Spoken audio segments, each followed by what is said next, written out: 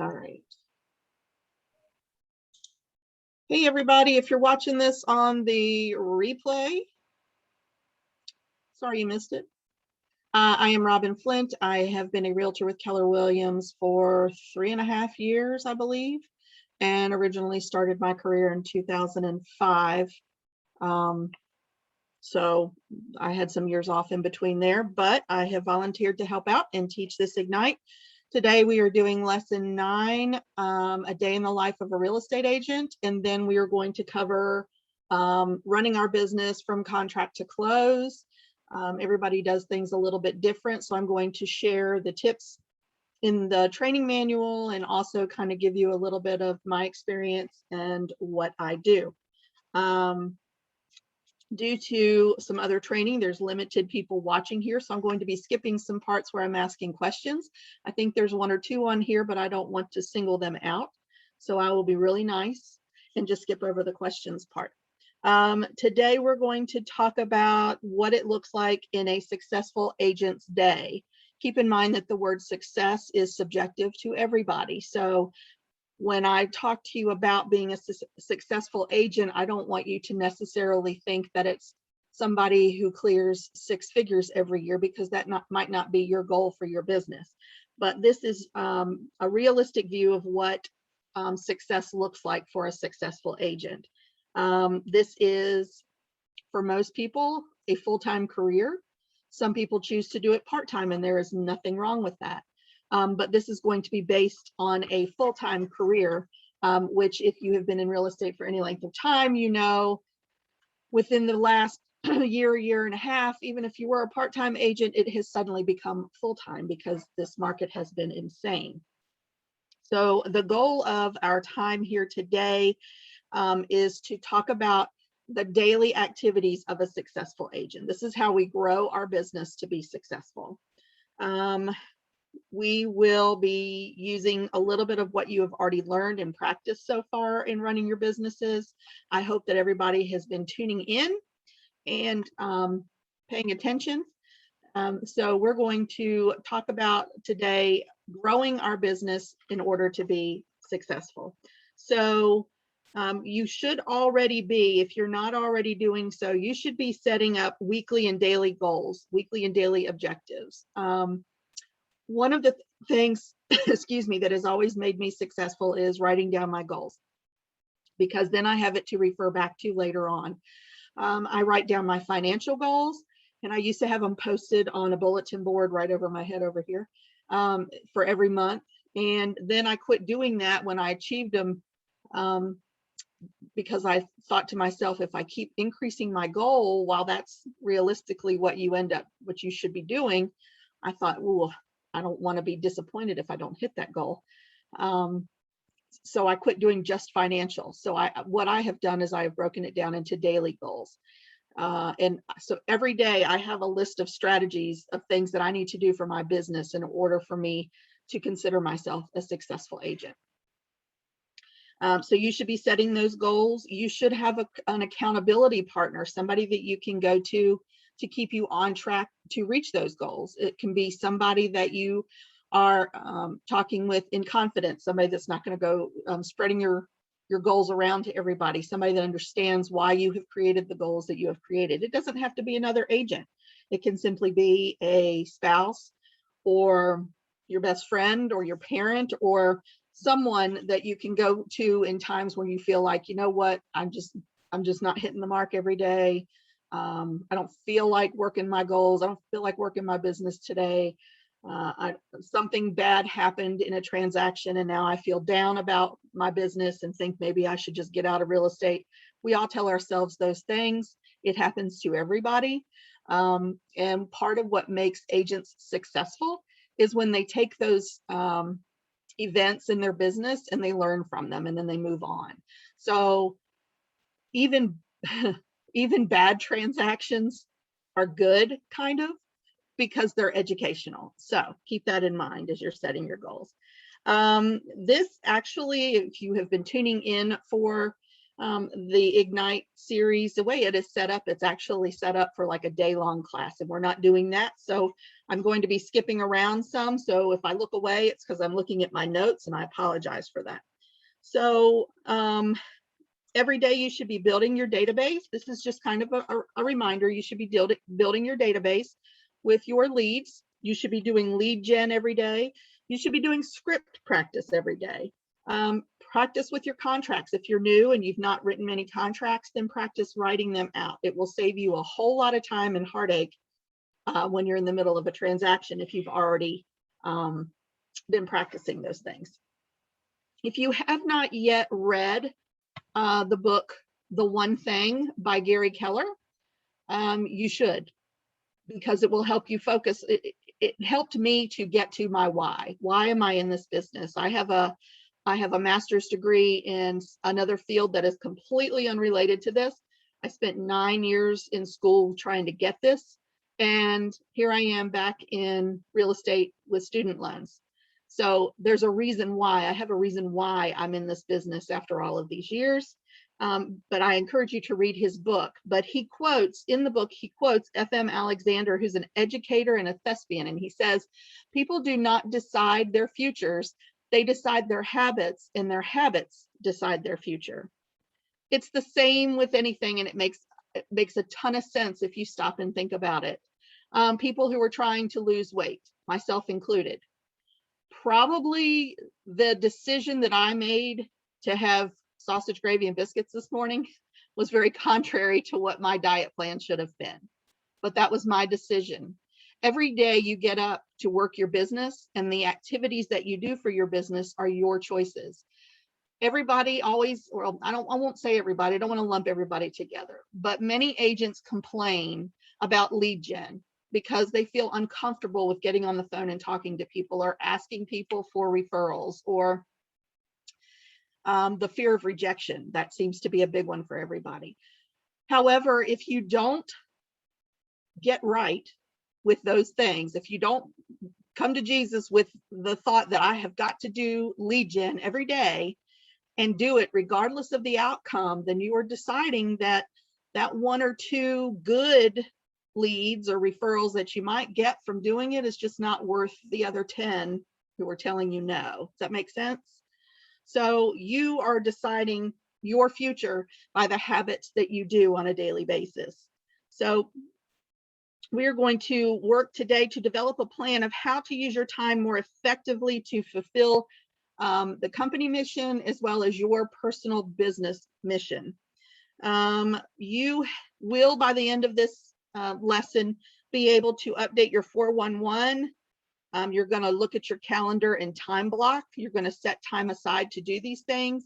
And you're going to want to find an accountability partner and become accountable for your daily actions that are going to keep you on track for success as a real estate business owner, which is essentially what you are. Okay, so the key activities that need to be on your calendar, here are some of them there for you. I'm not going to ask the question, but I will ask it, and I'll answer it myself since we are limited in the people that are watching right now. It says, what do you think successful agents do every day? They don't sit in, they don't sleep in, drink coffee all day watching the news. They don't sit around twiddling their thumbs or shopping all day. Everybody started out the same way. They took a class, they took an exam, they paid a lot of money to get into this business. The difference between a successful agent and an unsuccessful agent is how much time they put into their business after that point. Okay, so motivation building time, you see up here on this little slide from 8 to 8:30, motivation building time. Whatever it is that you do or need to do to motivate yourself is what motivation building time is. Maybe you like to get up and exercise.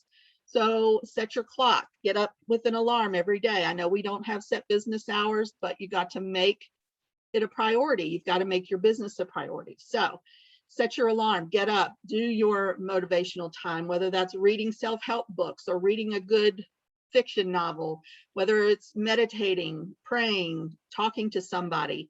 your accountability partner, whatever that is for you. Get up and do those things. And then you're going to want to set at least 2 to 3 hours for lead gen. And that's where everybody gets tripped up. Oh, it's easy to get up and do motivation, your motivation building time. But when it comes down to sitting down and actually calling and asking for referrals, that's where everybody gets a little tripped up. Successful agents make time every day for the activities, like phone calls, social media messages, writing notes, handwritten notes to potential clients or past clients. Then they split time between other grow the business activities and run the business activities. So this is considered grow the business activities, doing your lead gen, your motivational time. Maybe it's not eating lunch from 11:30 to 12:30, but maybe it is eating a healthy breakfast in the morning to get you started. You've got to make time for yourself. I'm going to do a little caveat right here and say that when you're scheduling your calendar, I learned a rule early on, and it was that if it's not in my calendar, it doesn't happen. That means you're going to be hit all day, every day, as a realtor with things that need to be done on an emergency basis, because everybody thinks that their home sale or their purchase is the only, they're your only client. And we treat them like they are our only clients, because that's the concierge service that Keller Williams instills in its agents. And that's great. However, it can be exhausting as an agent, especially in this past market, to deal with all of the wants and needs of all of these clients. You have got to take time for self-care. That's why if it's not on my calendar, it doesn't happen. I'm not going to stress myself out any more than I am already stressed. So it might be that something has to wait until the next day. I do build in time in my calendar for emergencies, because you are going to have those emergencies that really matter. So have that extra time. But if it's something that can wait, don't stress yourself out about it. Schedule it on the next day and get it done the next day. It is okay. Okay. So just keep that in mind. And then healthy self-care is investing time in yourself, other than your motivation, other than your reading self-help books. This is investing in time for things that you like to do that keep yourself healthy. Like you like to go see movies, then schedule a movie for yourself. You like to take vacations, schedule vacation time and turn that phone off. It's really hard to say and do that, but these are things you've got to do to stay motivated and continue to grow a healthy business. The timing of these activities depends on your needs and your schedule, but it's important for you that you include both run the business and grow the business activities in your day. You'll see at the bottom down here from 5:30 to 9:30, they put in family time, because that is self-care. That's an example of self-care. Now, is it safe to say that all of your clients are not going to call you between 5:30 and 9:30 p.m.? No, most work during the day, or maybe 50% of them work during the day, and they can't talk with you about their home sale or home purchase. So a lot of those calls may come in at around supper time when you're settling down for the evening. So you just kind of have to have some sort of understanding that you may get a call. If it looks like one that you could ignore and call back the next day, then by all means do that. But if it is an emergency, something that you have to take, just make sure that you have scheduled a few minutes here and there to be able to take those calls. So growing the business activities include making seller listing presentations, making buyer presentations, and previewing real estate. I don't know how many of you have maybe not had a transaction yet, and you're still in the learning stages. This is a great time for you to be also diving into your market area, whichever area you're in. I'm assuming everybody's in Lynchburg because you're on this training. However, I know that I'm also, my primary is the Roanoke Valley Association, and Lynchburg is my secondary. So some of you may be like that. You're going to have to learn your market, and the best way to do that is by attending open houses and by going to preview properties that are new to the market. just so that when you have a client that comes up to you and says, hey, I really want to find a 3-bedroom, 2-bath house in this particular neighborhood, you can say, hey, I know of one I just previewed. This one might be perfect for you. Or if they call and ask you about a particular property, you can say, oh, I've seen that. I went in and looked at it. I thought about you, but when I got there, it didn't have office space, which you said was an integral part of your purchase. So you'll be able to tell them that in advance. So these are reasons why you should be previewing properties. Some other activities that you should be doing to grow your business. You're going to have to market yourself to sellers. You're going to have to market yourself to buyers. But where do we all want? What do we all want more? We all want sellers more than we want buyers, or most of us do anyway, because that's where your leverage comes in, is in your listings. You want to schedule time to show buyers homes, negotiate contracts, transaction management to closing, which we're going to talk about here in just a little bit. Vendor management, working on those relationships with your title companies, your lenders, your inspectors, everybody that you have that's on your team. Those are the vendor management. Those are relationships that you want to build on. Setting your goals. Goals are fluid. They are changeable. They don't have to be set in stone. And again, I already touched on goals today, but they need to be sustainable and realistic. Okay, if you set your goals too high, then you're setting yourself up for failure. You want to set your goals, they need to be measurable. If you've ever heard of the SMART acronym, I don't remember what they are, but right off the top of my head, but you need to make sure that they're measurable and attainable. So if you set a goal and for the week and you don't hit that goal, it's not a failure. Figure out why you weren't able to achieve that goal, and then rewrite the goal for the next week and write it a different way that is more attainable. And I'm not kidding when I say write your goals down. Another caveat or another story that I'll share with you is I did sales for many, many years with a home-based party company. And I did this while I raised my children and my husband worked full-time. I wanted to contribute to the family in some way, and that's the best way that I found to be able to do it, because my kids were in elementary school at the time. Well, I wrote down my goals every day and kept them in the front of a binder. And as I achieved those goals, I would cross them out in the front of my binder and write a new one beside it. And then I was able, once I had marked off every goal and rewritten a new goal, I would always take those new goals and transfer them to their next sheet, another sheet of their own. And I piled them up on top of each other, so that after 7 years, I was able to go back and follow how I was able to achieve my goals.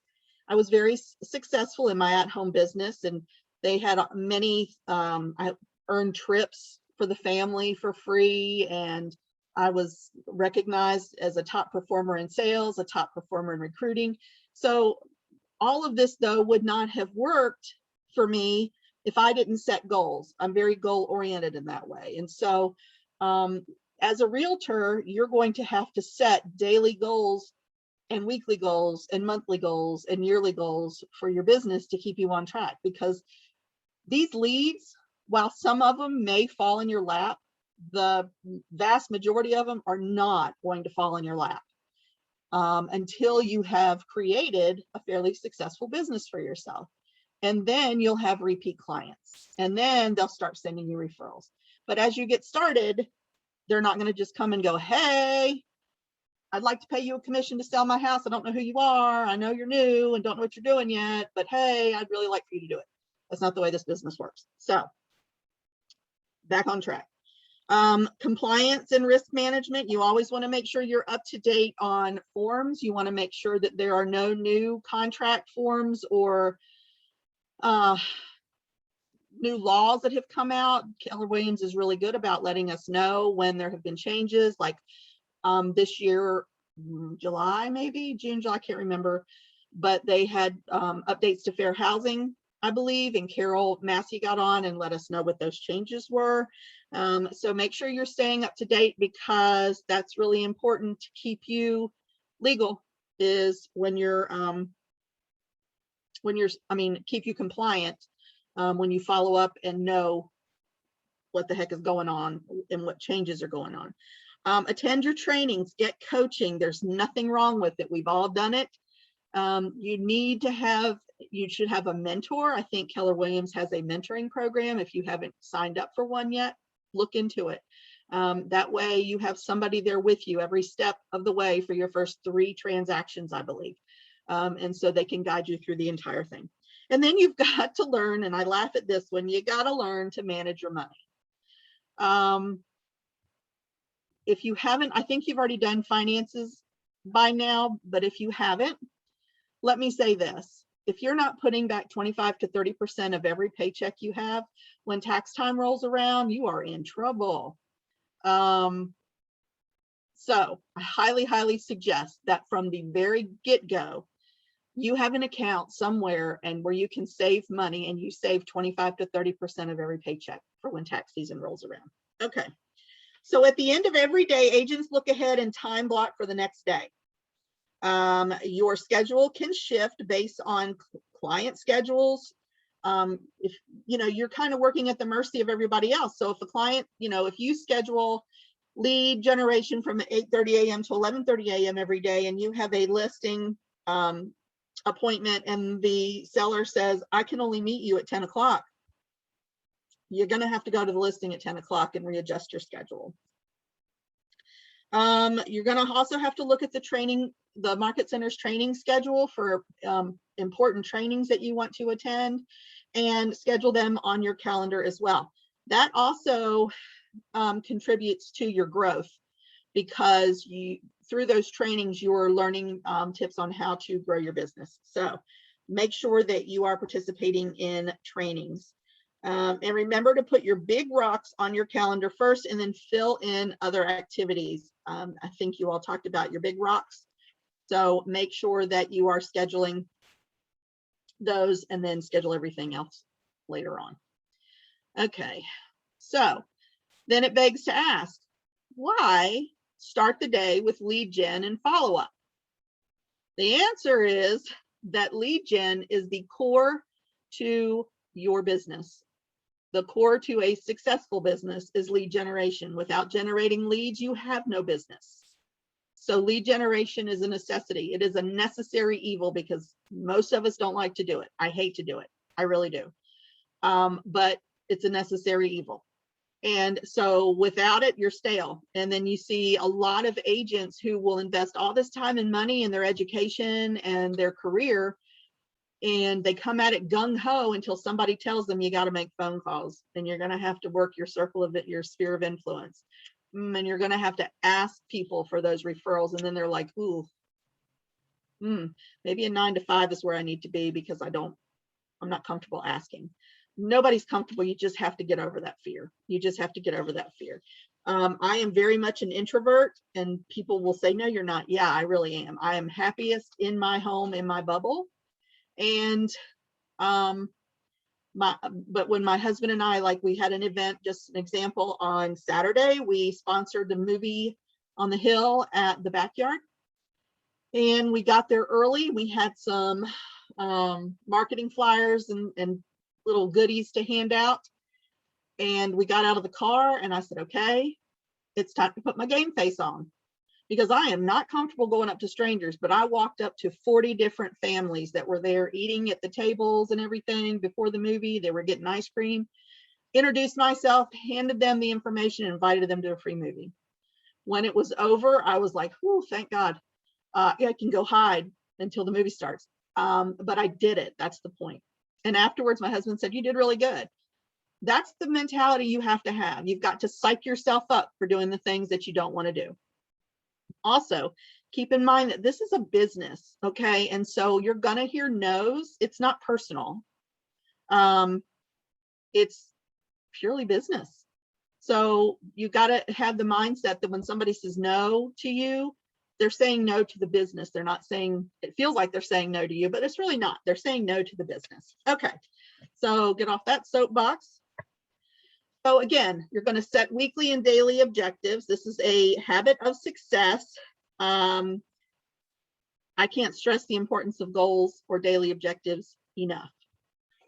All right, so you have your 411 sheet. So you should have already gone over this sheet in Ignite, I believe, but it's fluid. You can change these goals as time goes on. You don't have to keep them set in stone. And if you don't like using the actual action sheet, I hope nobody at the Market Center is going to get mad at me for saying this. I prefer to write it down my own way where I know I can refer to it and I know I'll see it. I do not use this sheet myself. I never have, because my goals may be a little bit different, because again, everybody's business and everybody else's ideas of success are different. It's very subjective. Okay, so next, you're going to have to commit to the 80-20 principle. So, excuse me, there's a pattern of predictable imbalance in life, and it's called the 80-20 rule. So 80% results is based on 20% effort. So this can help you prioritize and focus on what's important. It was discovered by an Italian economist, and I'm not going to try and pronounce his name, that 20% of our activities yield 80% of our results. When our actions are not focused on the 20% matters, we don't get the results we want. The 80-20 principle may be counterintuitive, but it works. The converse of the 80-20 principle is also true. 80% of our efforts yields 20% of our results. Stephen Covey, everybody has heard of Stephen Covey.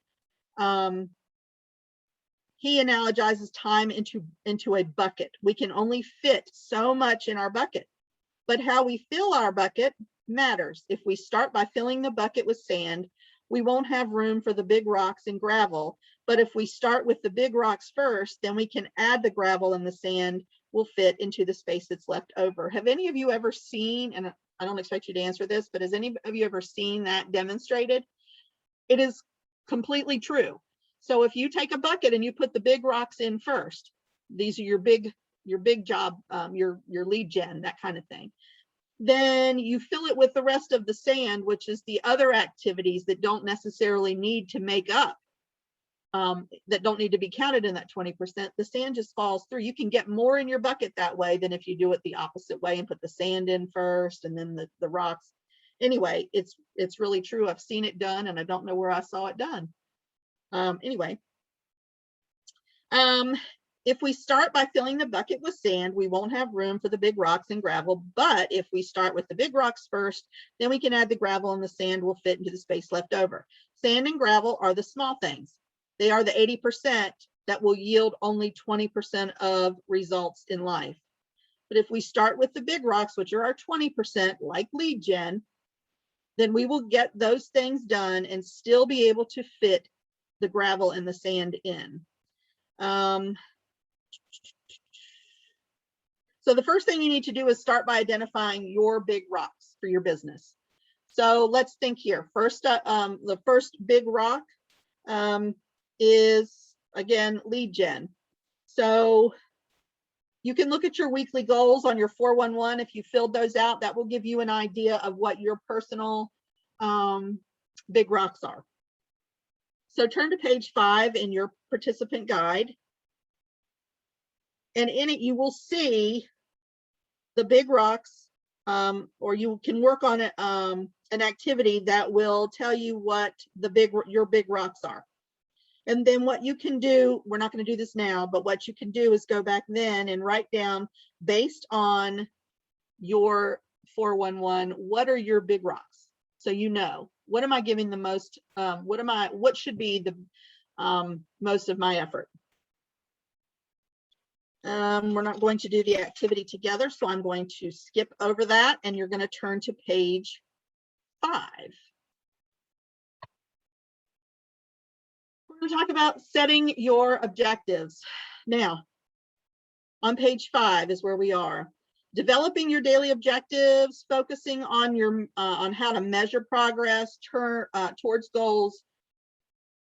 That's what we're working on. So you identify targets that will facilitate your success by using guiding questions. So what is your goal? You need to identify it first. So identify what your goal is. Is it identifiable? Metric given, is it measurable, like I said earlier? And how will you measure your progress towards the attainment of each goal you set? So what is going to be your measure of success? And it doesn't have to be how somebody else is going to measure you, it's how you are going to measure your success. And is it attainable? Do you have the correct systems and tools in place to set you up for success? Are you using command appropriately? Have you been paying attention and participating in the command trainings on opportunities and your contacts and being able to put smart plans into place? And you can do ads. I don't know if you have tried using and I'm drawing a blank on which part it comes in, but creating direct mailers ads or Facebook ads through your command. And I've been using that and love it. It's very simple. It's a few clicks and hey, you're done. So it's all right there for you if you choose to, if you really get in depth into command. You have the systems and tools in place to measure your success. It also tells you, if you look at your command, if you look at your command, it kind of keeps your numbers for you too. So, I mean, it's right there for you guys. You just have to use it. Is your goal purposeful? Is it in alignment with your weekly, monthly, and annual goals? And what time frame will this goal need to be accomplished in? So that is how you set your objectives, how you set your goals. Again, you can use the 411 and revise it to make sure that your goals that you have set for your business are identifiable, metric driven, attainable, purposeful, and timely. This is my favorite thing right here. Time blocking. If you don't use time blocking, I highly recommend time blocking. Okay, I am very ADD, and my brain goes into a million different directions at one time. And if you can relate, this is why time blocking is helpful. For example, I can be in a room and think, oh, let me go change the loads of laundry. And in order to get to my laundry room, I have to pass through my kitchen, and I see a dish laying there. And so then I have to wash that dish first. Oh, wait, the trash needs to go out. Let me take the trash out. Oh, well, I've been gone away from my phone and I heard it ding. So now I'm going to pick my phone up again and check my phone. And I'm going to walk into my office to get something off the printer. And by the time I actually get to the laundry room, it's been another hour and a half. Okay. So time blocking has been very helpful in my business to keep me focused and on task. The room that I am in is my home office. It's not pretty. Right now it's a mess. It's the messiest room in the house because it collects everything. Because this is where I do my marketing. This has my marketing supplies. This has my files for people. This has all of my notepads and notebooks and notes and all of my office supplies. Everything is in here. But this keeps me focused. This is a way to keep me focused as well, because it's all right here. I don't have to get up and go look for it. That's the same thing with time blocking. If everything is on your calendar and you've set out 3 hours for your lead gen, then you find your quiet place and you stay there for the time limit. You can even set an alarm on your phone if you feel like you need to, or on your clock. And you stay in front of that, in front of your calendar and with your phone, making phone calls for 3 hours at a time. If you need to take 2 hours to go to the gym, block that time off in advance. Okay. You need to take control of your calendar, not the other way around. If you don't do this, if you don't work in time blocks, then I find that I'm all over the place and I do let distractions get in the way. And like I said, you have to take control of your calendar. and know when it's okay not to answer the phone and when it's necessary to answer the phone. And part of the way of keeping you on track is by time blocking and taking control of your calendar. So the first thing that you do is you block out the most important tasks first. One day, maybe the most important task of that day is for you to have a doctor's appointment. And you need to block out your travel time there, your appointment time, your travel time home, and if you have to go pick up prescriptions or whatever, block that time off your calendar so that you know, okay, I will use this time to make phone calls while I'm sitting in the parking lot waiting, or while I'm sitting, whatever, or I will read over an offer that comes in and call my client to explain. Maybe you do that while you're sitting in the waiting room or something, or sitting outside in your car waiting. I don't care how you do it, but I'm saying you can use that time for something else, but have it blocked off as time for the doctor's appointment. Don't try to time block every minute of your day. For goodness sakes, that's annoying. Be careful not to confuse time blocking with indiscriminately filling your calendar. Don't say, oh, I'm going to block off lunch with my BFF, and then, oh, I've got to go over here because the sale starts today. I need to go look for a new whatever. I'd like to take my car in to be cleaned out. I'm going to take 10 minutes to look at the news here. Just put your big rocks on there first and then fill in around it every single day. That can be one of the first things that you do in the morning for motivation, is get up and look at your calendar during your motivation time and figure out what you're going to do that day and prioritize. Let's see. You can enter your time blocks. Some of you may not have a written calendar. You might do it on the computer. You might do it on your phone. Doesn't really matter. You can still time block. Okay. Then you want to create accountability. So in the book, The One Thing, Gary also cites Dr. Gail Matthews, who found that individuals who wrote down their goals are 39.5% more likely to succeed. Individuals who wrote down their goals and shared progress reports with a friend were 76.7% more likely to succeed. So you can see there's a difference in just writing them down as writing them down and sharing them with somebody else, having an accountability partner. I don't know about you, but have you ever been on a diet and you've asked somebody to be your accountability partner, and then they see you eating something you're not supposed to, and they tell you, you shouldn't really be eating that? That just makes me mad. That just angers me. I don't need, you're not my mama and you're not my daddy. Now, I've asked them to be my accountability partner, and when they go to tell it to my face that I shouldn't be shoving a ho-ho in it, it makes me mad. So you just understand that if you don't achieve your goals and your friend calls you out on it, or your husband or your wife calls you out on it, or your kid or your grandma calls you out on it, they're doing that to try and keep you motivated and on track. And don't live by my example and get angry about it. So share your progress with somebody. And if you don't think that anybody in your family can understand what you go through day to day as a realtor, know that they have to live with you. So chances are they probably do understand. But even if they don't, then get another realtor who does to be your accountability partner. In the next section, we're going to look at how to use the accountability cycle to maximize your success. Okay, so be accountable. Accountability is an attitude and an approach. I just told you about my attitude. It probably wasn't the right attitude, but it's an attitude. Accountability is a tool for achieving results. And accountability is a dynamic cycle, not a static concept.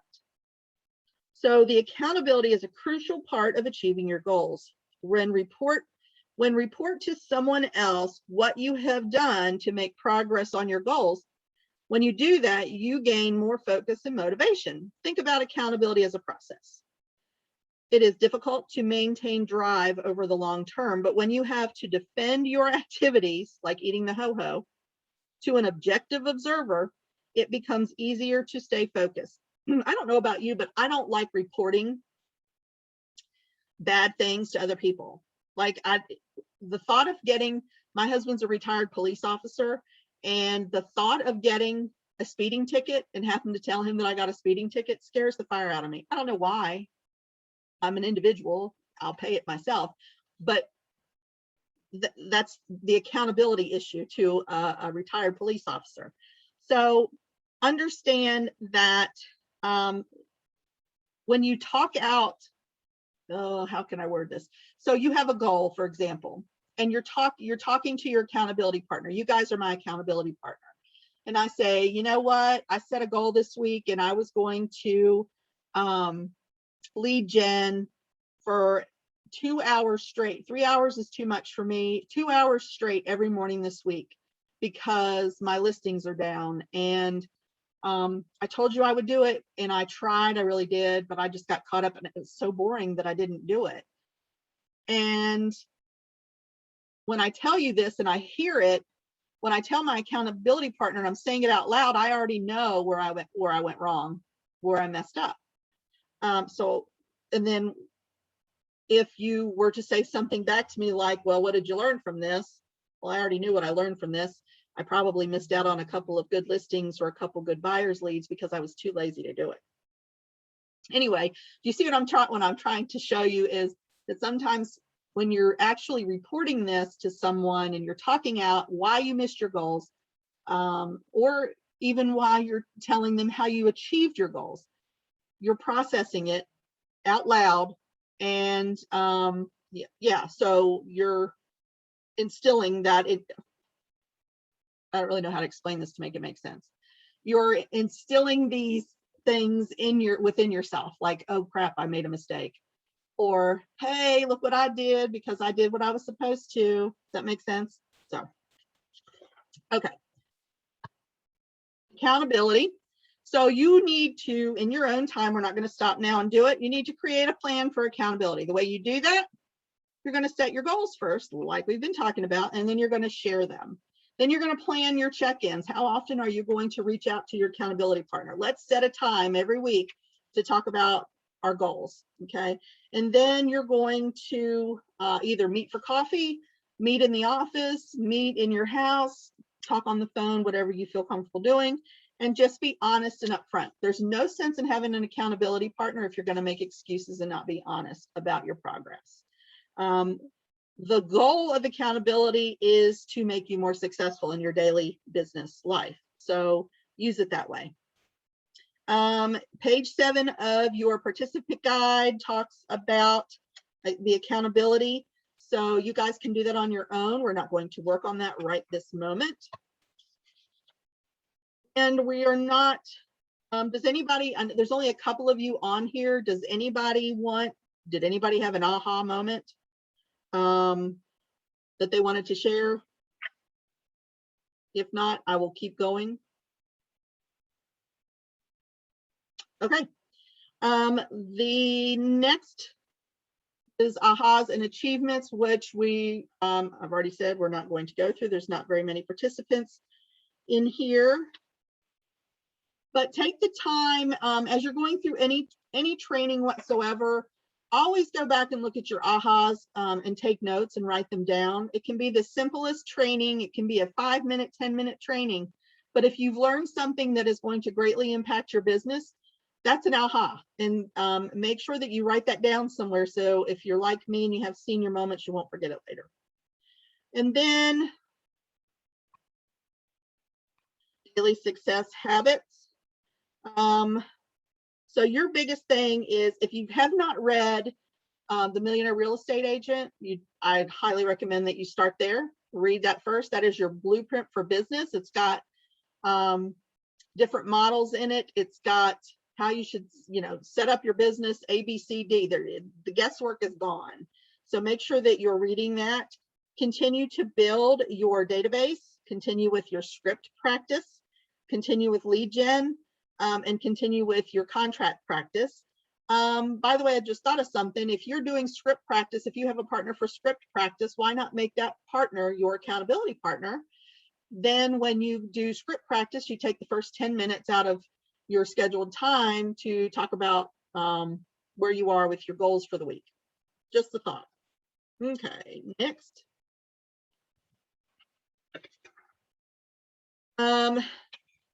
Has everybody done their work this week by adding 10 contacts, had 10 conversations a day? Be honest. 10 handwritten notes, 10 home previews for the week.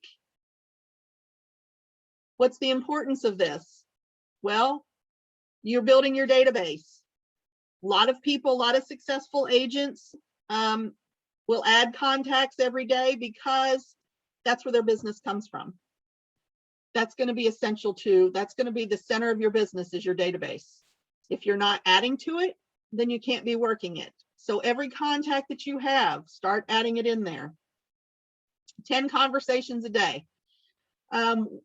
Just a little hint, conversations don't have to be long, drawn out conversations. They can be small. Hey, I'm Robin Flint with Keller Williams. How are you? Do you happen to know anybody who is looking to buy, sell, or invest in real estate right now? No? Okay. And when you call, you don't have to start with that. Just say, hey, it's been a long time. How you doing? How's your family faring? How's your job going? How's school? Whatever. Congratulations on the new grandbaby.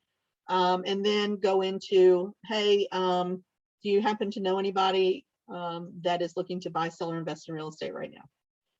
And then if you haven't already done so, log that conversation. You could take your business cards, and anytime you go to a restaurant, when you get up and you leave a tip, under that tip, put your business card. I do that. Handwritten notes. They don't have to be real estate related. Congratulations on the grandbaby. Congratulations on your son graduating. Hey, I saw you got a new car. Just want to say congratulations. Missed you at church this morning. Hope all is well. Was thinking about you. Hope everybody's doing well in your family. So whatever. It's just a handwritten note.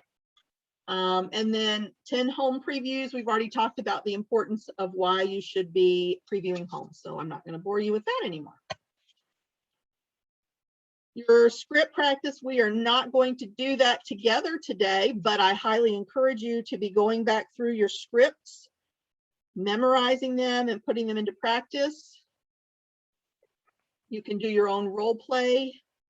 Remember, this is important, and I think you have gone over this maybe several times in Ignite. Remember your compliance with the do not call list. You can subscribe to the registry. You need to update the call list regularly. I know that the office, I think Crystal or Shalaya, one of them, puts out an updated list every so often of the do not calls. And you can keep your own do not call list. If you call somebody and they say, leave me alone, put them on your do not call list and don't call them back. Know the state and federal laws. When you took real estate classes, that was taught.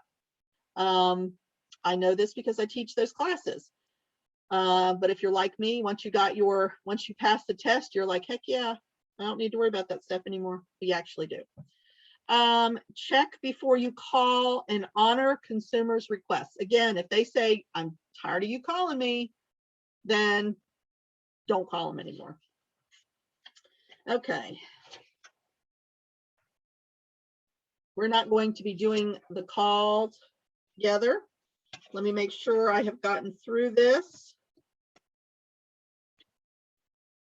Contract practice. Does anybody, well, there's only a few of you on here. If anybody has any questions about contracts, please feel free to unmute yourself and ask while we're doing this. I'd be happy to answer what I can. Excuse me, if you're doing a contract for the first time and you're not comfortable doing it, you can ask anybody at the office. You can call me or other agents. We'll be happy to help you. So is This there is any George. Good morning. Hey, George. Quick question. I haven't done any contracts yet. And one of the questions I've got, I know you can download the packets and things through .loop. Yes. But is there like a checklist for when like you're doing a particular contract, or whether it's a listing or a sale or anything like that, like a checklist that says these are the typical items you should have in a contract packet? Anything like that? Know that we have one of those, but and a matter of fact, I think I told somebody I would make one for them and I never did. So thank you for reminding me. I hope it wasn't you. If it was, I apologize. No, it wasn't. Okay, good. So when you go into .loop though, you can click on, when you're creating a loop, it asks you what type of loop you want to create, whether it's a listing loop or a buyer's loop. And when you click on that, it automatically downloads the forms that you are going to need into that loop for you. Okay. It doesn't always have them all, but there are other, like for example, the RESPA, when you're doing the RESPA disclosures, I think sometimes, and I can't remember which loop it is, they don't always pop up. So I just go in and individually, you can go in and individually find the forms to download. Having said that, when you go to create a loop, everything should be in there for you. Okay. If you, let me get something to write with here. And what I'll do is I can find out for sure if there's one that the company already has, and if not, I can create one and send it to you. Are you just LAR, or do you have other? Well, I'm in LAR, but I also have secondary in the Charlottesville area. Okay, so I can't help you with Charlottesville because I don't know anything about that. Right. But I can help you with the LAR. What's your email? George Huffman at kellerwilliams.com. Okay. So go into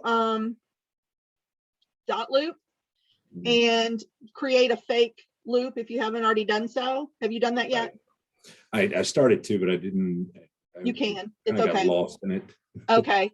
So go into it and create a loop. And when you create a loop, just make it up and say it's a listing loop for the LAR and click on it. And then when you open the loop, those forms will be there for you. Listing forms are a whole lot less than buyer forms. Sure. A whole lot less. The main points to remember with a listing loop, though, are the age of the home, because anything that was built prior to January 1978, you're going to have to do like a lead-based paint disclosure. Gotcha. That may not automatically populate. Actually, it may. But if it doesn't, you're going to have to go in and pull that document to add to the listing loop. Okay. But I will check with Shalaya after we're done. And if not, I can create one and send it to you. All right. I appreciate it. Thank you. All right, sure. Does anybody else have any questions about contracts? And when you go to write your first contract, if you, we do offer contracts classes. If you need help before a contracts class, let's say you get an offer or you write an offer for somebody before the next contracts class, you are welcome to call me or Hope Metzger or your broker, Carol, or anybody at the office will be happy to help you. That's not a problem. And the great thing is that when you're doing your forms in dotloop, they're all reviewed by the brokers. They do a compliance review. You submit them to the brokers for a compliance review before you can close them out. So there's a lot of checks and balances to help you stay compliant and make sure you have all the correct forms, etc. Any other questions on contracts? Okay. Here is a success list that you are welcome to create. It says to take 5 minutes to do so, but we're not taking 5 minutes because I don't even know what time it is. I think it's 12 and we have one more section to cover. Oh, it's 11:53. Good. We have another section to cover. So I'm going to X out of Spark and we're going to go into the portion of running our business. So hold that thought.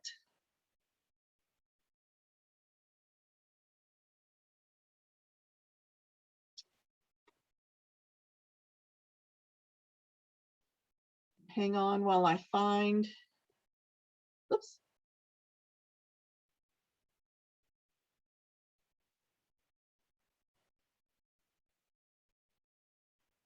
All right, hold on. I think I see.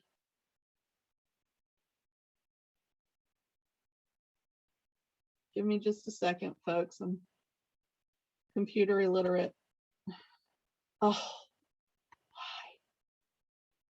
Okay. I'm trying to move the window so I can see my computer. It's not working. Hold on. I think this is it. Hot dog. Give me just a minute while it pulls up. We are going to be going into elements. Elementals number 9, contract to close. Everybody does this different. Everybody has their own systems. It doesn't make one right or wrong. Okay. Now I'm going to come back in and share my screen. Ignite. Share. Here we go. Okay. Hot dog. Everybody with me? Wake up. All right. So the skills that we're going to focus on today are contract to close. And so this is going to be something that you hear about throughout your career. This is something that you can leverage once you get going. You can leverage by having an assistant to handle your contract to close duties for you. But in the meantime, before, in my humble opinion, and it may be contrary to others, but in my humble opinion, you cannot necessarily hire somebody to do this for you if you have not yourself mastered it. Because ultimately, the responsibility of anything involved in contract to close is yours. You're the one with the license. So if you're hiring an assistant, you're the one who's training the assistant. If something is done incorrectly, it falls on you, not your assistant. Your assistant is not the licensed one. Does that make sense? So I don't feel like you can adequately, or I would not feel that it's fair to hire an assistant if you yourself cannot adequately do these things. Now, do you have to be a pro at it? No, because not all of us are pros at things, all things computer and paperwork. Those might not be our greatest areas of success. We're sales agents, right? We're salespeople. Salespeople don't like paperwork.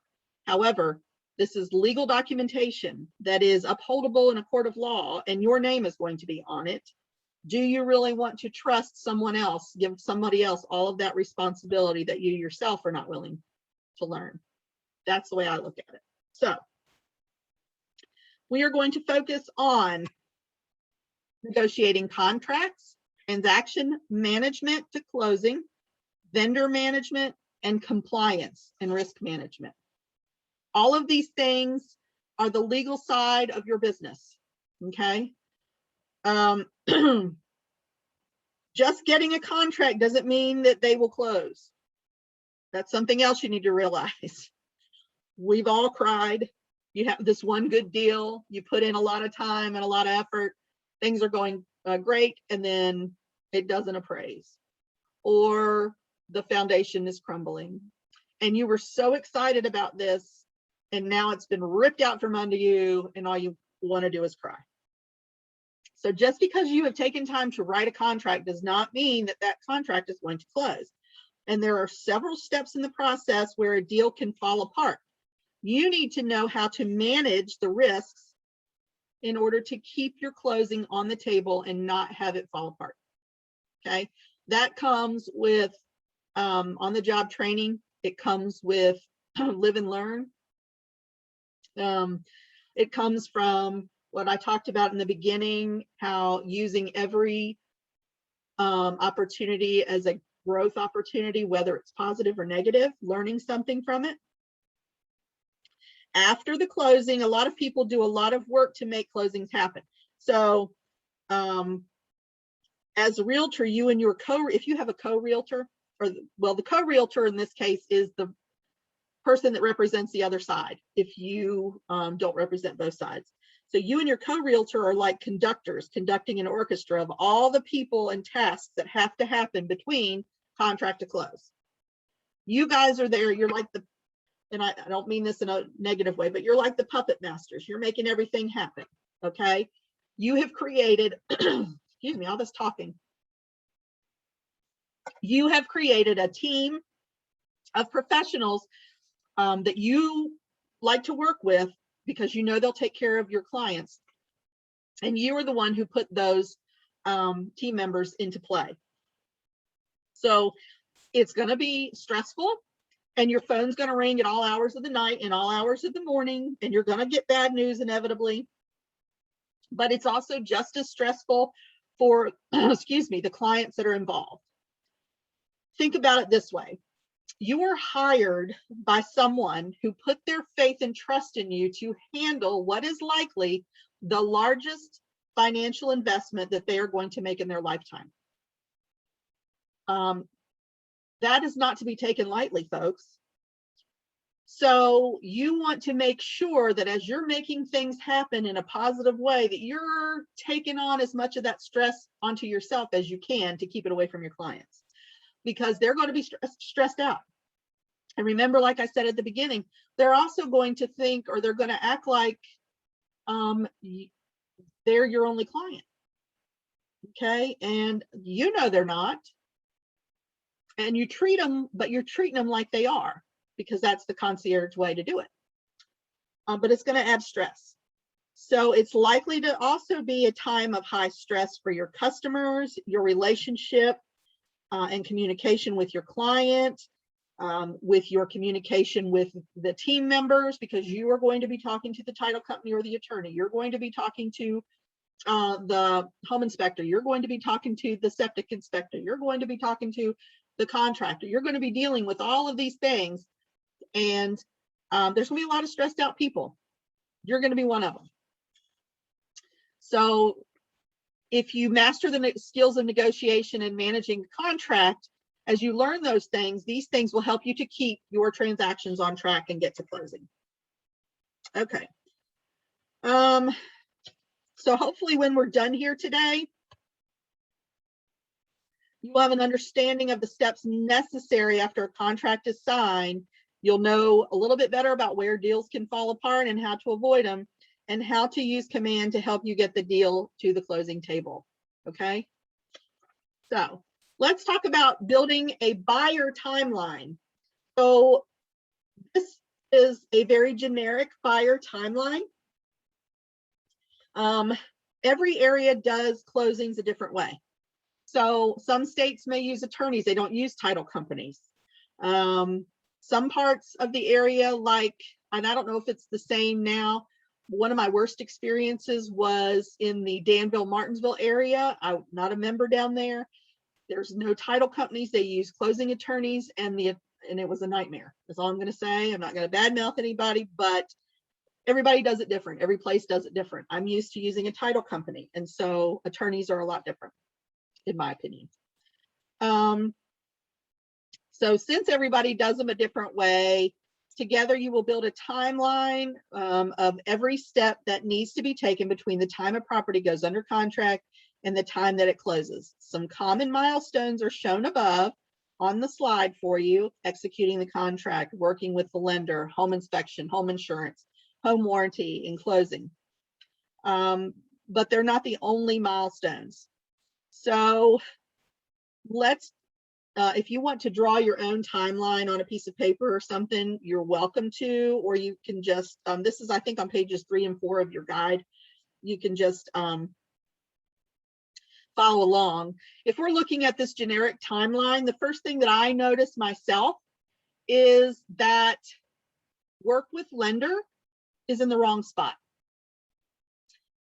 Because in my opinion, can you all see my cursor right here?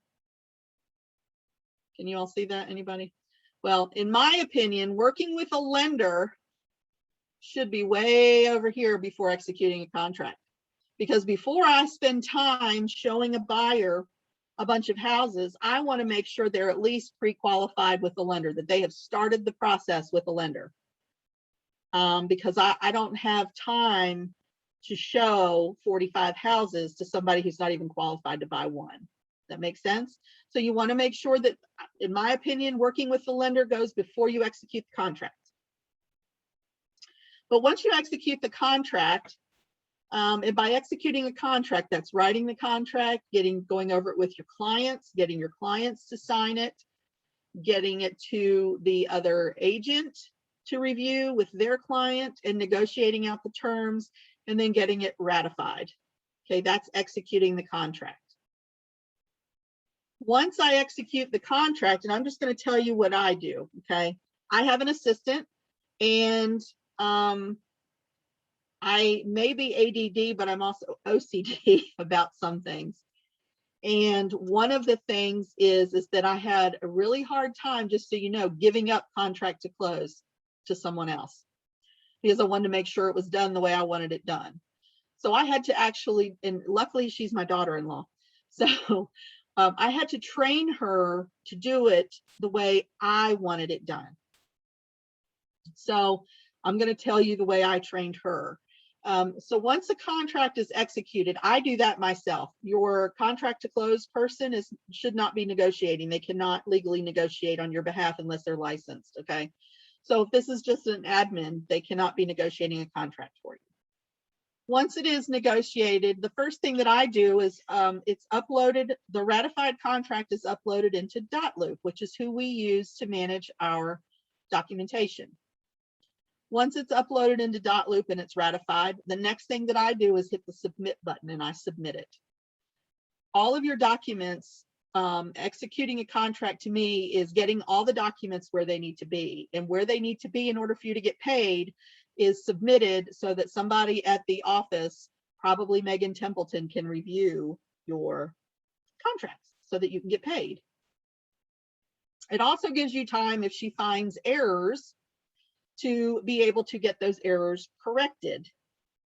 If you wait till the last minute to submit it and closing comes and you're like, oh crap, I never submitted my loop. Well, number one, you're probably not going to get paid till it's submitted. But number two, if there's documents that you missed or didn't get signed, you're going to have to stop and quickly focus on getting those things signed before you can, your loop can be approved. So I do it right away. Once I have done, once I have uploaded everything, and then the next thing I do is, if I'm working, we're talking about a builder timeline here. I mean, excuse me, not a builder, a buyer. The next thing that I do is I draft an email to the lender and the title company that's on the contract that we've chosen to use for closing. I draft an email to them and I attach them both on the email, or your admin can do this. And on it, I attach all of the contract documents that they need to have copies of. And I also give them the information on who the lender is and who the title company is, so that they now have contact with each other. And they're not trying to hunt me down later on to find out, hey, who do I need to call about this? Okay, all of that's done up front. So now everybody has a copy of the documentation. Then what I do, in addition to sending it to them, is I then send a ratified copy back to my clients via email, because I want them to have a copy of everything they've signed as we go through. Some people choose to wait till the end and give them a copy. I like for them to have it with them throughout the entire process, so that if questions come up, I can refer them back to the contract. And questions do come up. So my advice is to go ahead and email them a copy at the same time you email the lender and the title company. Once that is done, my next thing is, and the third thing on here, is to get the home inspection, or whatever inspections we have asked for, to get them scheduled. Now, if it is on a well and septic, they'll need a well and septic test. If you're doing a cellar, generally speaking, the seller pays for those, but a buyer can choose to pay for these themselves. Why, you might ask, would they want to do that? Well, if your client is paying for a well and a septic test, that inspector works for your buyer. So your buyer is getting the reports and getting all the information about it, not the seller. Your buyer's getting it first, just like the home inspection report. If you're buying a home, if they're buying a home that's as is, where is, chances are it's no inspections by the seller. Then your buyer is going to have to pay out of pocket for a well and septic if those are required. Termite inspections are another one that generally speaking, the seller pays for, but a buyer can choose to do their own. So I'll get the home inspection scheduled. And then once you talk to an inspector, then you have to confirm the date and time with the other agent to make sure the seller is okay with it. So there's a lot more that goes on with the home inspection than just calling a home inspector. Then you've got to make plans to make sure who's going to be there to let the inspector in if you are not going to be. I do not attend inspections. Once you've got the home inspection scheduled and under control, then once the home inspection is done, then you're going to start negotiations again. So this is one of those points in the timeline, or one of the milestones in a timeline where everything can fall apart. Okay, so a house, like I always tell my buyers, I never recommend that they never have a home inspection. I always recommend a home inspection, because you and I, well, you might, I don't crawl around in my walls every day. I don't crawl around in my attic, and I don't go under my crawl space. I don't know what lives under there, and I don't want to know. Okay, I don't do, no, I don't like spiders. Okay, so I would never say a house, this looks really good, I don't think you need to do a home inspection. I don't know what's going on in those walls. I don't know what's going on in that crawl or my attic. I don't know about the plumbing. I don't know about you, but I don't always look under my sinks every day either to make sure there's no leaks. So having said that, I always recommend a home inspection. And even if the house looks great on the outside, chances are the report's going to come back with something. I've had one house since 2005 come back with nothing on the report. And it was a new construction, and my people still chose to have a home inspection. Okay. So that is going to be another negotiation. That's going to be a stopping point, and negotiations are going to reoccur. Okay, right there at the home inspection. Before I give the okay to a lender to go ahead and order an appraisal or anything of that nature, we need to get through the home inspection first, because I don't want my buyer being charged for an appraisal that may not be needed if we cannot negotiate out a home inspection. You may think that the home looks great, and then it comes back that it's full of mold in the walls and it's a health hazard to your client, and the seller is unwilling to foot the bill for the repairs. Chances are then at that point the buyer says, I can't do it, my health. So why have them have to pay for an appraisal at that point if they couldn't? Do you see what I'm saying? So there's a timeline, there's a way you need to do things, and this is stuff that you learn as you go. Okay, next would be your home insurance, finding as a buyer, helping them to locate home insurance for their new home. This is actually listed on the contract. It states, there's a section on there that states, gonna obtain home insurance by this date. And usually you either put it by the closing date or maybe 10 days before, whatever you choose to put on there. You fill in a date that says, my client will be able to obtain home insurance on this property by this date. If there is a home warranty involved, then you'd want to contact the warranty company and get that ball rolling as well.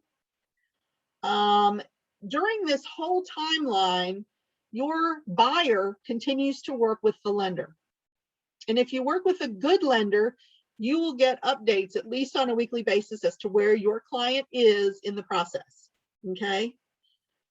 Your title company will also be in touch with your client to talk about things like title insurance, ordering the title work, et cetera, et cetera, et cetera. So all of that's going on behind the scenes, and your team, or the team that you have hired, like i.e. your lender and your title company, et cetera, they're behind the scenes doing all this work for you. Okay. Next, you get to the closing table. Now, before then, you're going to want to do a final walkthrough. Most people do a final walkthrough a day to a couple of days before closing to make sure that the property is in the same condition or better than it was when you made the offer, when you wrote the contract. You want to know what your plans are to get the keys before you leave. You know, how's my buyer going to get the keys to the property? All of these things you're going to have to work out before closing. Then closing is scheduled. And I don't know if you do closing gifts, etc., but before closing, you probably want to do your closing gift if you choose to do one. And then the day of closing, boom, good to go. On that timeline also are things like sending reminders to your buyers to have the utilities transferred into their names by the date of closing. Okay. There's all kinds of little odds and ends things that you can put on this timeline, depending on who's going to be doing these things, either you or if you have an admin that's going to be doing it for you. There's a whole lot of work that goes on between contract and close. There's a whole lot of people doing a whole lot of things to get your client in that house, okay? And your job is to make it as stress-free as possible. So any important milestones that you yourself have for your business and how you choose to work from contract to close, add it onto your timeline yourself. So it is subjective to each person, but there are certain things that have to be executed based on what the contract says. So make sure you are within your time frame. And that is where your calendar comes into play. If you, for example, what I mean by this is if you have on your contract that we're going to have a home inspection within 10 days of ratification, then you need to look at your calendar and count out 10 days. And when you call to schedule that home inspection, you need to make sure you're within that time frame really well, that you've given yourself a window, a buffer of time. Don't wait till the 9th day. And if you can't find, if your home inspector does not want or does not have availability, they're on vacation and they can't get it done in 10 days, call a different home licensed inspector to do it. Okay, next. If y'all have any questions, you can type it in the chat box or you can unmute and just yell it out. Here is another activity. So we're not going to do this. Hold on. There we go. This is an activity, you guys, we're not going to do this together, but it is talking about plotting communication points, who you're going to have to be in contact with during contract to close. So a few people, just to give you an idea, you're going to have contact with your buyer. You're going to have contract with the other agent on the other side. You're going to have contract with the lender, the title company or the attorney, the home inspector, the well inspector, the septic inspector, the termite inspector. Hopefully they're all the same person, but if not, you have all these different inspectors. A contractor possibly. If you have, I just had a listing, for example, and I don't do this standard, but the house, the situation is, it's an odd situation to say the least without giving their personal information away. But I hired somebody to come in and clean that house. It would not have sold the way it was. I spent $550 in advance to have it cleaned and pressure washed. And it sold and it got above asking price, which is great for these people. But I say this to say, these are all things that you're going to have to take into consideration, and all these people that you're going to have to hire to get you from contract to close. These are all people that are on your team. So now I have a housekeeping service that's on my team for this particular closing. If you have to hire painters to come in and do some work, if you have to hire, I have one going on right now where Witt Mechanical is currently over there as we speak, burying a line on the house. That's somebody else I've added to the team for this particular closing and have to have contact with. So you see there's lots of communication points. And your phone and your email is something that if you have not already started doing and checking several times a day, you need to make sure you do. There is nothing more frustrating than submitting an offer or being under contract with someone who does not communicate regularly. It is very frustrating to the whole team. So make sure you are staying up on things. List of documents, let's see. Here's a brief list of documents that as a buyer's agent, this is a list of the documents that you will have to get signed. And you can come back through and re-watch this part, but you'll have your right to represent, your agency agreement. That's the first thing. Your purchase agreement, your residential property disclosure. Now, here's a caveat. If you are a buyer's agent, the residential property disclosures should always be signed by the sellers first. So you should be asking the agent for the residential property disclosures. Same with lead-based paint, if necessary. It should already be signed by the sellers. You never have your buyer sign it first. So you get those from the seller. Some of them list them under the MLS. If you look up the MLS listing and it'll say documents, you can click and it might already have those documents listed for you. You can just upload those to your dotloop. So we've got your right to represent, your contract, your purchase agreement, your residential property disclosure, the residential property disclosure part 2 that was done by Keller Williams. You're going to have, if necessary, if the house was built before January 1978, you'll have your lead-based paint that's already been signed by the seller. You're going to have your RESPA disclosures that says McLean Mortgage is on the property. You're going to have your Pike Title disclosure that says Pike Title is on the property. You're going to have your standard clauses addendum if it involves a government loan or inspections of some sort, like a water well pressure test or radon, that kind of thing. If this is a subject to sale, you'll have your subject to sale clause.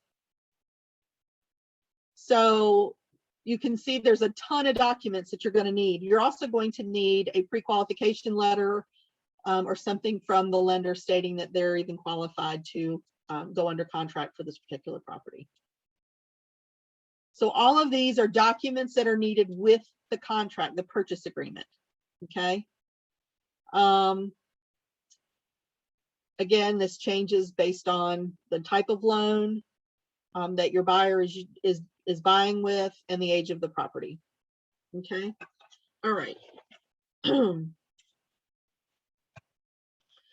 So we've kind of got a little bit of a detailed picture of what needs to happen when we get an agreement or go under contract. So you need to know that when the deal is vulnerable, how to protect it and get it to the closing table. I don't like confrontation, and we work in a field that sometimes has confrontation. Not because it's personal, or it shouldn't be, but because you're hired, or we're hired to represent the best interests of our clients. If that client is a buyer, then we are there hired to represent the buyer's best interest, whereas the listing agent is hired to represent the seller's best interests. Sometimes those interests don't mesh, okay? So things might get a little iffy, excuse me, a little iffy, or you might get a little heated, or whatever the case may be. But the goal here is always to make it a win-win for both sides, okay? It's not, this is a business transaction. It is definitely not personal. And even when things get heated, remember to remain professional, because even in a transaction where there's another agent working, that agent really is your customer during that transaction.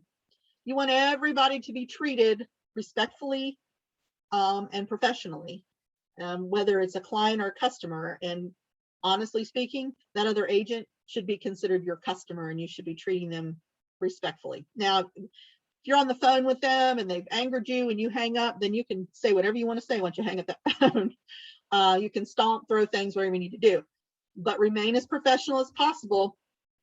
And always remember that you're not there to make friends, you're there to represent your client's best interest. And sometimes If a transaction goes sideways, maybe there is the home inspection comes back and there is something, and it is not in your client's best interest financially to continue on with that property. It's going to make the other agent angry, and it's going to make the seller angry. And, you know, while it would be easy to just avoid a confrontation, say, I know you're right, my client, well, whatever. You can't do that. You're hired to represent your client's best interest in that moment, and you need to protect. I know you want to protect the deal as best as you can, but you also need to remember to protect your clients as best as you can. So I had an agent one time, this goes back 3.5 years when I first started. I was working with a couple, it was in Roanoke, showing a property. They loved this house. It's an older home, and is actually in Salem. And I was working with the other agent was a male agent, and he was part of what I call the good old boy network, where sometimes, and they have those here and there, where sometimes they think that they can say things to pressure or to use fear mongering. Well, this particular property, we made an offer on it. We scheduled the home inspection. Home inspector came and called while he was there and said, oh my God, there's trees, the roots are growing into the foundation and have completely knocked the foundation, the supports under the bathroom in the back. There is nothing holding that floor up. The floor is sagging. And the tree needs to be removed. The roots need to be dug up. They're all up under this house. It's hundreds, I don't know how old it was. I don't remember. So it's unsafe. Okay. So I call the selling agent and tell the selling agent what's going on. And he proceeds to tell me that his agent is not going to fix it. And they made an offer on the house. They should have known what they were getting into with the age of the property, and it's their responsibility to buy it. No, it's not their responsibility to buy it. And so I proceeded to try and negotiate, and he proceeded to try and tell me that if I was a good agent, that I would be talking my client into buying this house to get the deal to go through. I don't do business that way. So that contract fell through because it was in the best interest of my client, the buyer. I tell you that to say that while it is very important to protect the deal and do whatever you need to do to make it happen for your client, there are some instances when it's not feasible and you need to get them help to get them out of the contract. That was one of them. Okay. Risk avoidance. So you need to ask yourself, so you want to avoid risk at all possible. You are a professional real estate agent. Okay, you've earned the title. The other agent is a professional real estate agent. They earn the title. You guys should be able to work together to find a way to keep the deal from falling apart. Okay. What are the best practices to keep the deal alive? What do we have to do? What do our clients have to do to have a meeting of the minds to make this happen? Do we need to change the price? Do we need to get creative with the financing? Do we need to make some repairs? Do we need to let the buyer come in prior to closing and paint so that it will pass the inspection? What do we have to do to make this happen? And I have on occasion, I remember one occasion down here in Bedford, it was on a Friday morning. I got a call that said, if this house is not painted, it is not closing. It was a government inspection or government appraisal. The clients were working and they could not do it. So I put on some old clothes, went over and started painting the porch. And that's what I did. You just do what you have to do to make the deal survive. You need to know what tasks have deadlines and what are those deadlines, and they should be written in your calendar. Do not screw a customer or a client out of a deal because you missed getting the home inspection done in a timely manner and now they can't have one. Don't make sure you're keeping your client on task with getting documentation that is needed to the lender on time. And make sure you're keeping in contact with the other parties to the deal to make sure they're on task. So remember that your title companies and your lenders, you're not their only client. Your clients are not their only clients. They have dozens more that they're trying to work with. So make sure that you're keeping in touch to get them motivated to keep these things going and make them happen. And work together with the other agent. Keep the deal alive by, well, I already told you, maintain a good relationship with the other agent, renegotiate to succeed, accurately set your client's expectations. Okay, this is a big one. Do not come out of the gate making unrealistic promises to your buyers about what they're going to find when they get out there and how you're going to help them get it. Okay, don't set yourself up for failure. What happens if you miss a deadline? You need to know that as well. What deadline is it determines what happens if you miss it. Okay. So your relationship with your co-broker or the broker on the other side is extremely important. What do you think could happen if you have a negative relationship with your co-broker? Well, there are some key points where your relationship with your co-broker can make or break the deal. For example, during a renegotiation after the inspection, you might find it harder to get repairs or price reductions if you haven't shown a commitment to a win-win negotiation in previous negotiations. So in other words, if your reputation precedes you, then that could mean that other agents are leery of you in the future. And so they might be a little less willing to work with you if you don't know how to negotiate fairly and properly. Following up with your co-broker to complete tasks on their side, such as getting inspection reports and getting information to the lender, is essential. Stay on top of the agent on the other side, just as you are staying on top of the title company and the lender. It doesn't mean that you're calling going, I'm micromanaging you. Have you done this yet? When are you going to do it? I need to know. You're getting on my nerves. You don't do that, okay? It's just like, hey, I'm following up for the week. It's Monday. Here's what we got going on this week. So let me know when the inspection report comes in. If you could get it to me by this date, that would help me to be able to negotiate it out with my client.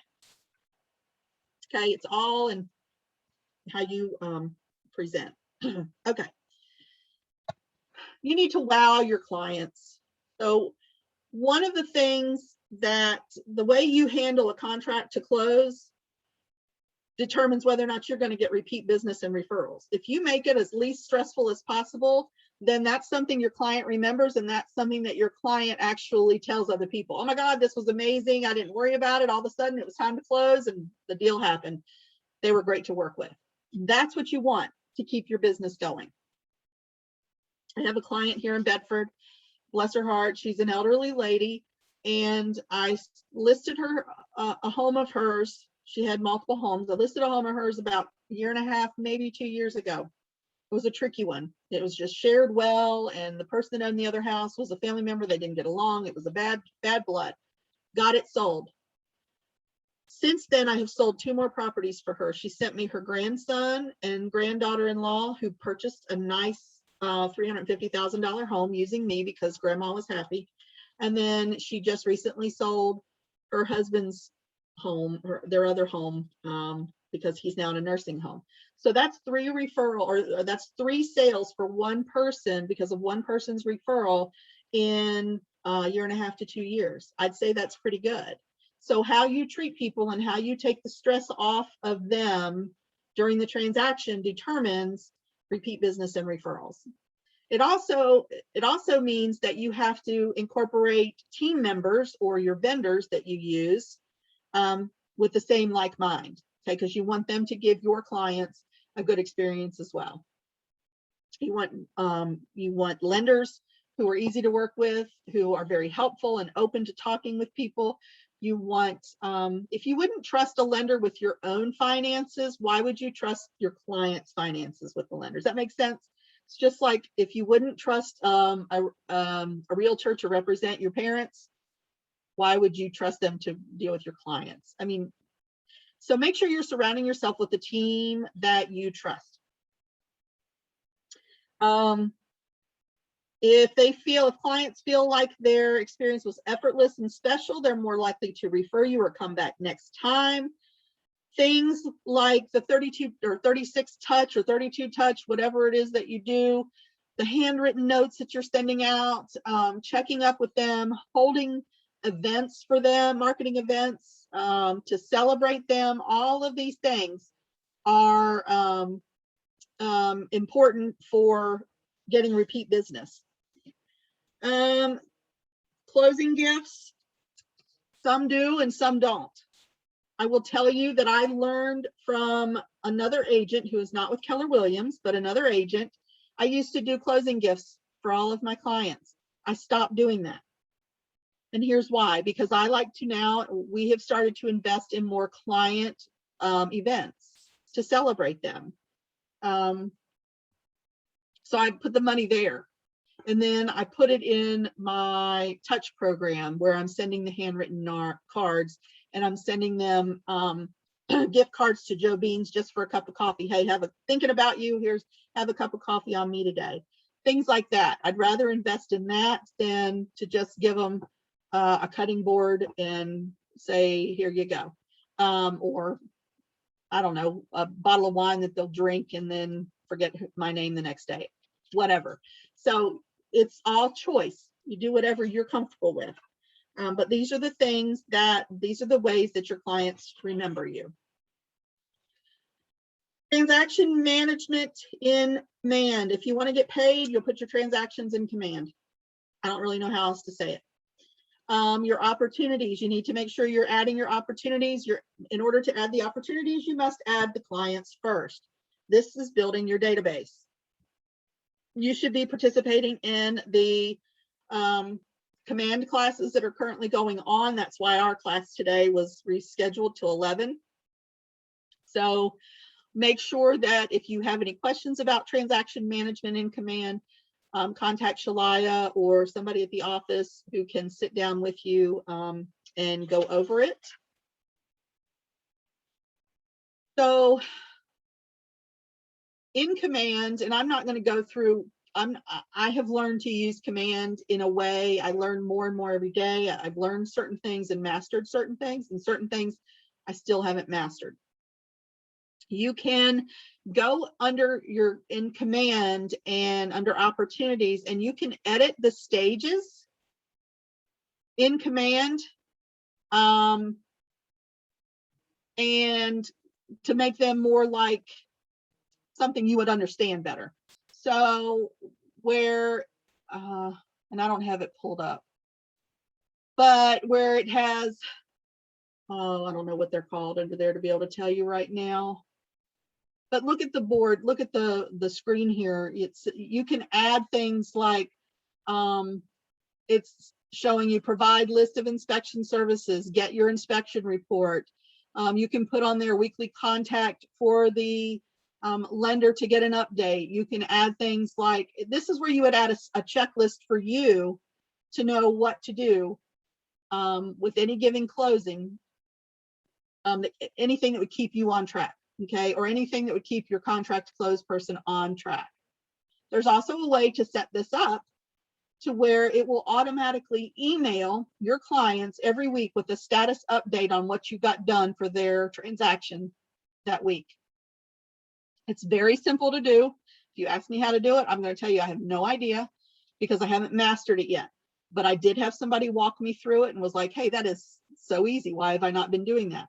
But it is an automatic email that goes to your client every week to tell them what you've done for them and where they are in the process. It's amazing. Okay. So your client's never left wondering, I don't know what I'm supposed to be doing. All right.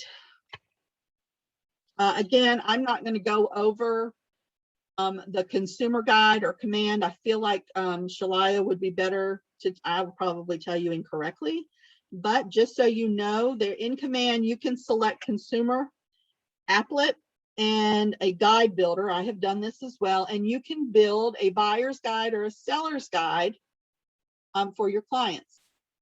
And again, this is all stuff, these are all tools set up in Command to help you be successful. It's all right there at your fingertips. Anybody have, there's only 2 or 3 people on here. Does anybody have an aha If so, you can type it up in the chat or you can unmute and say, aha. If not, I'm going to keep going. Okay. We're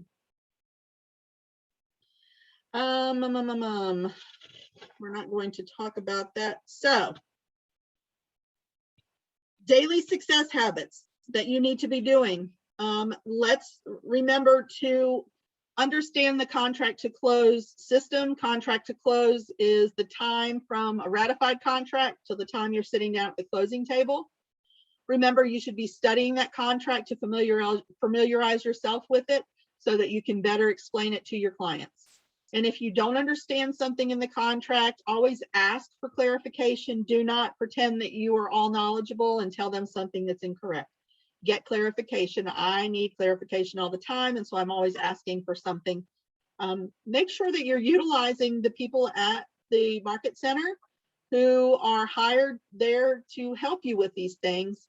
If you have questions, if you have concerns, if you feel like you've messed up on your paperwork, if you're not comfortable with negotiating something and you need somebody there with you, again, I think we have or will be having a new mentoring program that you can hire a mentor as someone who will be there through 3 of your transactions from start to finish to guide you through the whole thing so that they can watch and kind of teach you as you go type of thing. Make sure that you are keeping up with your daily success habits. These are not just the habits that are needed to grow your business, but also the habits that are needed to run your business. Remember to put your contacts in, 10 conversations, 10 handwritten notes, previewing homes, 10 per week. You don't have to do 10 per day. My God, that would go crazy. I would go crazy. Lead generate. Make sure you're doing that. Go over your scripts. Don't forget. Build your confidence. Remember, what is the saying? You have to go through 100 no's before you get to 1 yes, or you have to kiss 100 toads before you get to print. I don't know, whatever the thing is, you're going to hear a lot of no's. It's not necessarily a no for good. Some no's you hear might be a no, not right now. But make sure that you are staying on top of your database so that you can continue to reach out to people and continue to plant seeds about your business with people. Maybe they don't need you right now, they might need you later. Make sure you're setting realistic goals, measurable goals. And then script practice. Make sure you're you have somebody that you can role play with your scripts, and you might want to use them as your accountability partner as well. As always, be compliant with the do not call list.